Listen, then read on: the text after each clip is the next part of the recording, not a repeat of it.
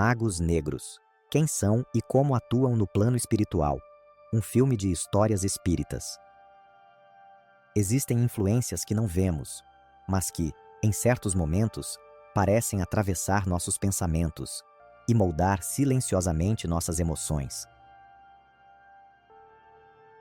No Espiritismo, fala-se pouco sobre estruturas organizadas no plano espiritual, mas alguns relatos sugerem algo além da influência individual, a possibilidade de consciências que não apenas influenciam, mas coordenam.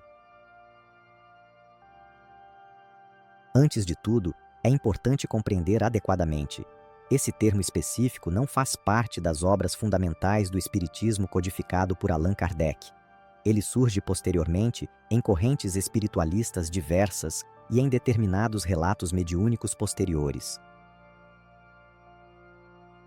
Como uma forma de descrever espíritos com alto grau de inteligência, mas com profundo desvio moral. Não se trata de figuras místicas ou caricatas, mas de consciências que desenvolveram conhecimento, sem acompanhar esse desenvolvimento com responsabilidade ética.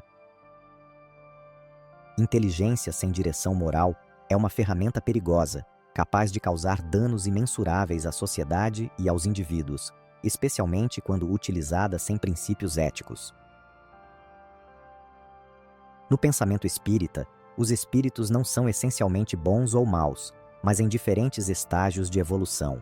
Alguns podem utilizar suas capacidades para influenciar, manipular e organizar outros espíritos. Segundo certos relatos, essas consciências não atuariam de forma isolada, mas em estruturas, em agrupamentos, em verdadeiras organizações no plano espiritual. Fala-se, por exemplo, de regiões mais densas da vida espiritual, frequentemente associadas ao chamado umbral. Nesses contextos, alguns desses espíritos seriam descritos como lideranças, organizando outros, mantendo influência sobre ambientes e sustentando padrões coletivos de desequilíbrio persistente, não como reis ou figuras absolutas de poder incontestável, mas como centros dinâmicos de influência e articulação social.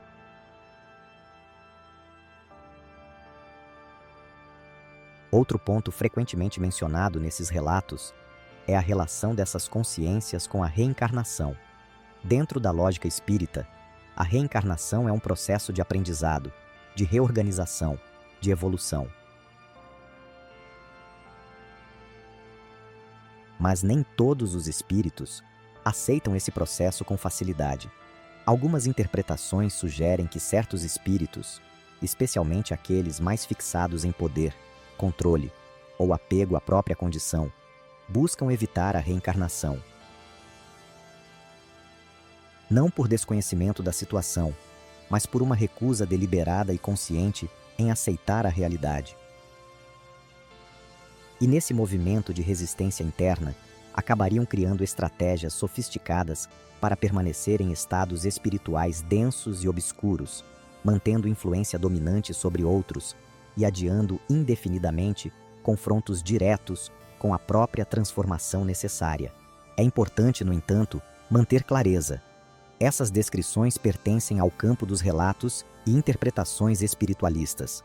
Elas não constituem um ponto central da doutrina espírita kardecista e devem ser compreendidas com cautela.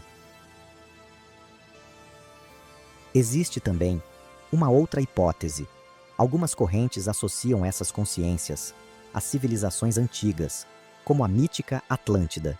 Segundo essas narrativas, seriam espíritos que, em outras épocas, já possuíam grande desenvolvimento intelectual, mas que teriam utilizado esse conhecimento de forma desequilibrada. Ainda assim, essa ideia não faz parte da base do espiritismo clássico, sendo tratada como possibilidade, não como afirmação. Independentemente dessas hipóteses, um princípio permanece fundamental. A influência espiritual não acontece sem sintonia. Pensamentos, emoções, padrões internos, são esses elementos que aproximam ou afastam determinadas influências. No Espiritismo, não se trata de temer estruturas invisíveis ou forças desconhecidas. Trata-se, sim, de compreender profundamente aquilo que, dentro de nós mesmos, responde e se conecta naturalmente a elas.